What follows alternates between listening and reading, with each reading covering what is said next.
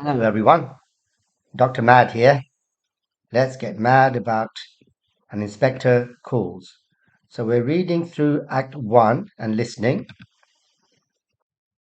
and we had got to this point here at the end of this long speech from Mr. Burling. So as you know, the audio version is a little bit different to the written version. What we're going to do is turn that negative into a positive. So I want you to listen really carefully to the audio version and try to match it up with what you see on the screen. I'll make sure that we're on the right page, but I won't point out the exact line. I want you to think of it almost as a bit of a game to try and match up the two versions. So it'll really make you focus and understand what's going on. But of course, I will go through it then after a few minutes of audio version and point out the important lines and words and phrases. Okay, so let's listen to the next few minutes of the audio. In 20 or 30 years' time, you may be giving a little party like this. Your son or daughter might be getting engaged. And I tell you, by then, you'll be living in a world that'll have forgotten all these capital versus labour agitations. There'll be peace and prosperity and rapid progress everywhere. Now, I know, my dear, I know I'm talking too much. But you youngsters remember what I said. We hard-headed, practical businessmen must say something sometime. And we don't guess. We've had experience and we know. Arthur. Oh, all right, Sybil. Thank you, dear. Don't keep Gerald in here too long. Eric, I want you a minute. Yes, Mother.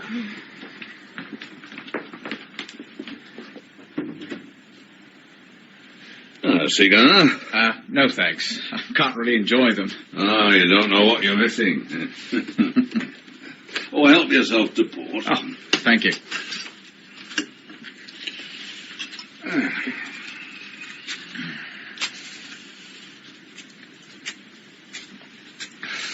Oh, by the way, now we're alone, there's something I'd like to mention, in strict confidence.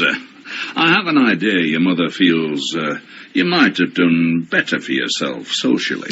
I say. Oh, no, that's all right. Now, Lady Croft comes from an old county family, landed people and so forth. It's only natural. But what I wanted to say is this. There's a fair chance that I might find my way into the next honours list. Oh, just a knighthood, of course. Oh, I say congratulations. I've had a hint or two. You see, I was Lord Mayor 2 years ago when royalty visited, and I've always been regarded as a useful party man. So I gather there's a very good chance of a knighthood. So long as we behave ourselves, eh? Don't get into the police court or start a scandal. Well, if that's the only obstacle, sir, I think you might as well accept my congratulations now. I couldn't do that, Al. And don't say anything yet. Not even to my mother. I know she'd be delighted. Well, when she comes back, you might drop her a hint. And you can promise her that we'll try to keep out of trouble during the next few months. What's the joke? Started telling stories. Okay, so let's go back to where we were.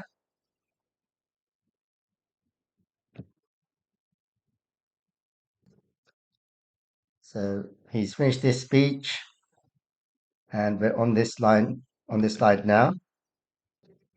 So most of this page we can ignore because this is all social chit chat. But the audio version skipped quite a lot of this. But I think it's worth pointing out these names here. So Bernard Shaw's and H.G. Wells's. So these were famous writers, and they were both socialists. Of course, Burling is a capitalist. So he's kind of dismissing these two people, even though they were actually two of the most intelligent, two of the greatest writers that we've ever had. So this kind of tells you a little bit more about Mr. Burling and how he views other people. Okay, so we can skip this page and let's move on to the next page. And this page is really important. This whole idea of class structure and Burling being this pompous man. He wants to be equal to the crofts, but notice how he he kind of accepts that he is inferior at the moment. He's always talking very respectfully about Gerald's parents, even though they've been quite rude in not coming to this party. So notice these references to landed people and so forth. So he says, "Oh, there's a chance that I might get into the next honors list." And he says, "Oh, just a knighthood, of course." But knighthood is it's quite a high honor. And notice he hasn't actually got it yet. It hasn't been confirmed, but he just can't help saying things like this and dropping names, Lord Mayor and useful party man. And of course, when he talks about useful party man, he would have been a member or a supporter of the right-wing parties, of the capitalist parties. So we talk about left and right wing. So left wing is Labour, Socialist. Right wing is capitalist, the Tory party. There was also a Whig party back in those days, but you don't need to worry too much about that. And then, of course, this line here is extremely important, isn't it? This is foreshadowing by Priestley of what's going to happen, because we know that this is exactly what's going to happen in this play. A police inspector is going to arrive, and there is indeed going to be a scandal. Okay, so let's move on to the next page. And then actually, this bit here is not that important. He's just saying, yes, you can sort of mention it to your mother. And then Eric enters. So that's where we left the audio. So let's carry on listening to the audio now. No, no, no. Want another glass of port? Oh, yes, please. All right, then, and give me one. Mother says we mustn't stay too long, but I don't think it matters. I left them talking about clothes. You think a girl had never had any clothes before she gets married? Women are potty about them. You've got to remember, my boy, that clothes mean something quite different to a woman. Not just something to wear, not only something to make them look prettier, but, well, a sort of sign or token of their self-respect. Oh, that's true. Yes, I remember... What do you remember? Nothing. Nothing. Sounds a bit fishy to me. No. You don't know what some of these boys get up to nowadays, Gerald. Oh. More money to spend and time to spare than when I was Eric's age. Oh, they worked as hard in those days and kept us short of cash. Though even then, we broke out and had a bit of fun sometimes. I bet you did. Yeah, but this is the point. What so many of you young fellas don't seem to understand now, when things are so much easier, is that a man has to make his own way, has to look after himself. Oh, and his family too, of course, when he has one. So long as he does that, he won't come to much harm. But the way some of these cranks talk and write now, you'd think everybody has to look after everybody else, as if we were all mixed up together like bees in a hive. Yeah, community, all that nonsense. But take my word for it, and I've learnt in the good hard school of experience, a man has to mind his own business and look after himself and his own. And Somebody... Okay, let's just stop there because this is a critical point. The doorbell is the inspector arriving. But before we carry on with that, let's just go back. So this is where we left off with the foreshadowing of the police and the scandal. And sorry, this is where we left off when Eric comes in. So this is not so important, just a social chit chat. And then these lines here, I mean, there's a bit of gender roles going on here. They're talking about women and how they like clothes and so on. I mean, I guess that's true even now, but then men like their clothes as well. So in that sense, things have changed. So we won't go too much into this. If you think you can make additional points about this, by all means, carry on. And then this line here, we don't know what he's thinking of. He may be thinking of Eva Smith, okay, but we don't really know. And we can't read too much into it, but there is a hint here of his kind of secret life because he starts to say something and then he stops. So clearly he feels that it's inappropriate, whatever he's going to say. And there's a little bit of a amused tension here, but it kind of passes and we go on to the next page. This bit here, there's a hint that maybe Mr. Berling wasn't quite as pompous and stuck up when he was younger than he is now. I guess that's true of most people. They do change a little bit as they get older. And then this speech here is really, really important. We'll pick out quotes for this in the summary section, but we need to go through it in detail here. I mean, he says, "Oh, I don't want to lecture to you two," but he's been lecturing them all evening. And then he says here, "A man has to make his own way." So another theme of the play is about individuals versus community, that how should society be? How should people be? Should we only look after ourselves or do we have a responsibility to look after other people? And you can see here clearly that Mr. Berling just feels that mainly you should just look after yourself. I mean, he does mention the family, but it kind of like it's like a second thought. Okay. I mean, we don't want to read too much into that. He does look after his family, but it's kind of like a second thought. So first himself, then the family after a bit of a pause, but that's it. Okay. And then crank means like a crazy person. And who might he be referring to, do you think? Who did he mention earlier on? So Bernard Shaw, A.G. Wells, the socialist writers, or anybody who was left wing, who was socialist, from his point of view, they're crazy. Okay. They're crazy because they believe in looking after other people, looking after each other, as if, and here's a simile, mixed together like bees in a hive. So here's the simile here, and he's comparing these people, socialist people, left-wing people, or people who believe in looking after each other and not just yourselves, as insects, as animals, not human. And then he says community and all that nonsense. So he thinks community is nonsense. Looking after each other is nonsense. Now, if you're aiming for the higher grades, there is a bit of context here that you can mention.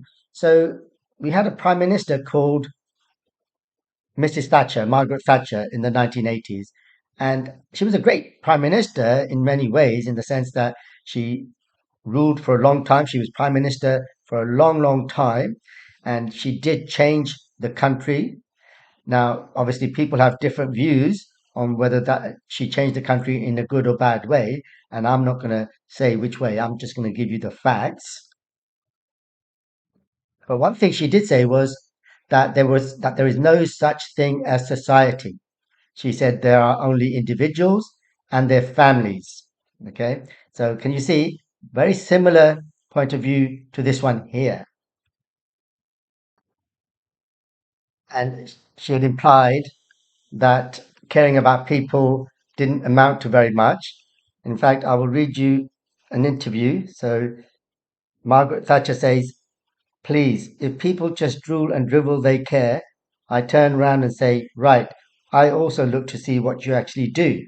And David Dimbleby from the BBC says, "Why do you use the words drool and drivel that they care? Is that what you think saying that you care about people's plight amounts to?" And Margaret Thatcher says, "No, I don't." She pauses. "I'm sorry I used those words, but I think some people talk a great deal about caring, but the policies which they pursue, and I'm sorry I use those words, the policies which they pursue do not amount to what they say." So, interesting interview. Up to you how much you want to read into it. I'm going to give you both sides of it. I mean, so she does kind of use these words, but then she does apologize. And then she does say, "Oh, it's what you do, it's your actions that count." And I think that I would certainly agree with, and most people would agree with. But anyway, so you can see the similarities here between what Burling is saying and what Mrs. Thatcher said many, many years later. And okay, so and that a man has to mind his own business and look after himself as he's at his own. Okay, so the inspector is going to arrive now, but before we listen to that and carry on with this, let's just make a few points here. So what's really interesting here is that when you learn creative writing, okay, your creative writing teacher might teach you, and if you do my creative writing course on these videos, I will say to you, "Oh, you need to go straight into the action." Okay. And yet, J.B. Priestley doesn't do that here. Now, why do you think that is? Is it because he wasn't a great writer?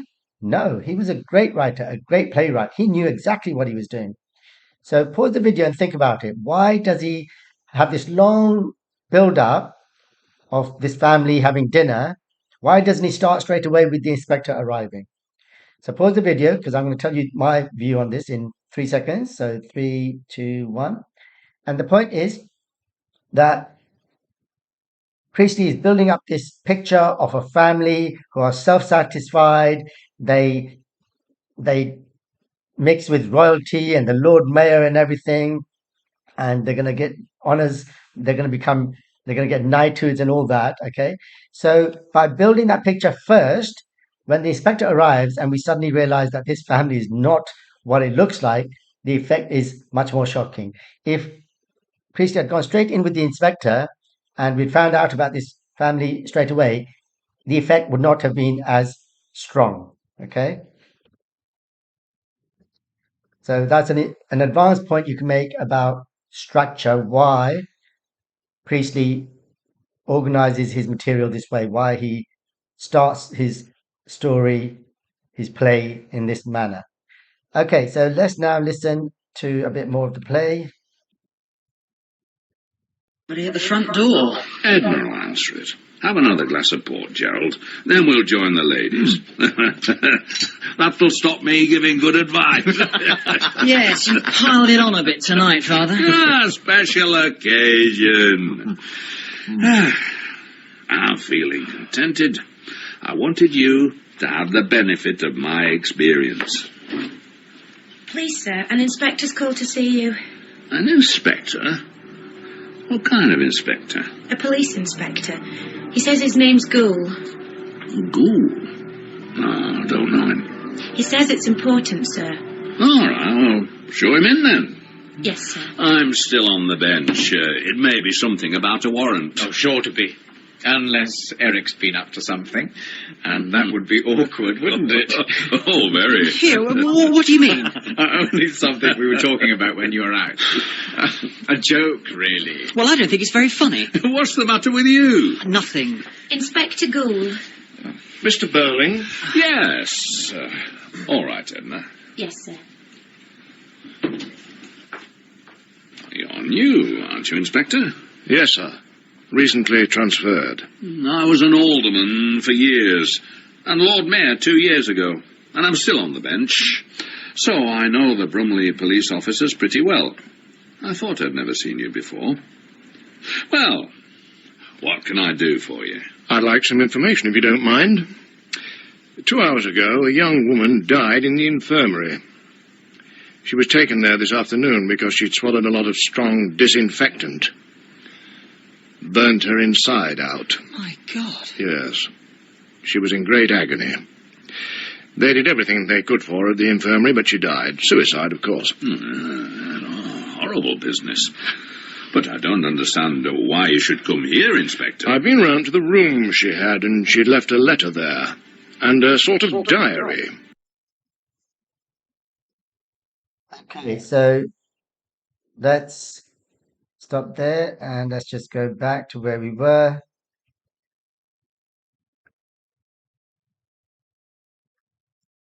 Okay, so the doorbell rings, and then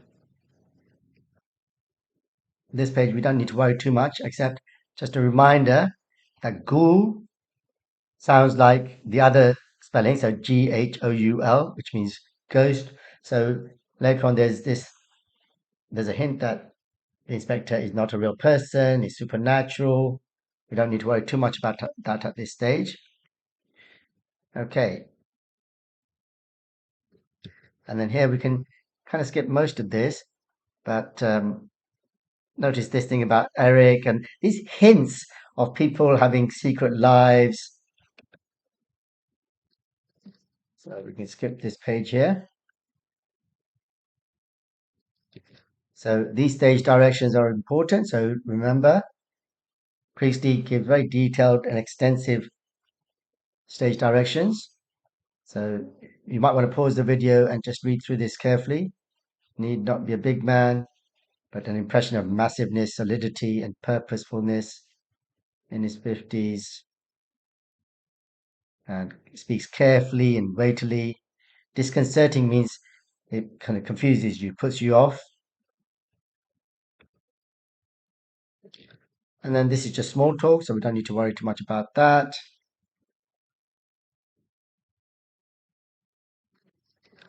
And then, so alderman means a senior city official of the council. And this is obviously just initial kind of talking to each other. And then the inspector announces the death of this young woman, Eva Smith. I mean, we don't need to go too much into this, but there is a technique going on here. Can you see what that technique is? So emotive language, burnt her inside out. Great agony. Yeah. So that's all we need to say about this page. And let's move on to the next page. Okay, so actually that's where we stopped. So let's listen to a bit more. Like a lot of these young women who get into trouble, she'd use more than one name. But her real name was Eva Smith. Eva Smith. Do you remember her, Mr. Burling? Well, I seem to remember hearing that name somewhere, but it doesn't convey anything to me. She was employed in your works at one time. Oh, that's it, is it? Well, we've several hundred young women there, you know, and they keep changing. Well, this young woman, Eva Smith, was a bit out of the ordinary. I found this photograph of her in her lodgings. Perhaps you'd remember her from that. May I see that photograph too? Not just at the moment, sir. Any particular reason why not? There might be. And the same applies to me, I suppose. Yes. Well, I can't imagine what it could be. Neither can I. It's the way I like to work. One person and one line of inquiry at a time. Otherwise, there's a muddle. Well, Mr. Burling, do you remember Eva Smith now? Yes, I do. She was one of my employees, and then I discharged her. Is that why she committed suicide? Keep quiet, Eric. Don't get excited. This girl left us nearly 2 years ago. Let me see, it must have been in the early autumn. End of September, sir. That's right. Look here, sir. Wouldn't you rather I was out of this? I don't mind your being here, Gerald. And I'm sure you've no objection, have you, Inspector? Oh. Okay, so let's just go back. So this is where we left off. Okay, so this page is important. So this sort of a diary, I mean, this isn't really that important as such, but it's important in the sense that Priestley needs to say something like this because otherwise we don't know how the inspector knows everything that he's going to turn out to know. Okay, so this is like a plot device. And then, of course, this is important. This is the first mention of the name, Eva Smith. We know she has other names as well, but we'll come to those in a minute. And he doesn't remember her, but she used to work for him. And then this line is really important, that to him these are just faceless women, doesn't really know their names. He may have vaguely heard them, and they keep changing. Okay, so to him they are just a source of labor. They're not individual people. And then he says he's got a photograph. Now here's more stage directions, and the important point to notice here is that the inspector doesn't allow Gerald or Eric to look at the photograph. Now why this is important will become more clear later on. It's important to the plot. I mean, it's not really that important in terms of analyzing the language and the themes of the play, but it's to do with the form, the fact that it's a play. Okay, and yeah, so that's to do with the photograph. So they asked, why are you not letting us see it? And he says, there are reasons. And then this here, not really important such as I say in terms of analyzing things, but like we are seeing a picture of an inspector, a police inspector who is thorough, methodical, one thing at a time. Okay, and now he does remember Eva Smith, and we'll find out why she did stand out to a certain extent. And he remembers that she was his employee and he discharged her, he sacked her, he fired her. And Eric, without realizing it, kind of hints here that that might have started the chain of events that led to the death of Eva Smith. And then this is important just in terms of giving us the timeline. If you actually work it out, it means it's about 18 months. I mean, we don't know for sure because it just says autumn, and then we know the play set in spring, but Priestley doesn't give us exact dates or even months, okay? But roughly about 18 months. So, in fact, end of September. Oh, sorry, he does give us a month here. So, yeah, it's about 18 months, not 2 years. Okay, so we'll stop this video here. It's a good point to stop. So I'll just jump to this last slide here. As always, if you found this video useful, please do subscribe and tell all your friends about it. And in the next video, we'll carry on. We're about halfway through Act 1. So see you in the next video.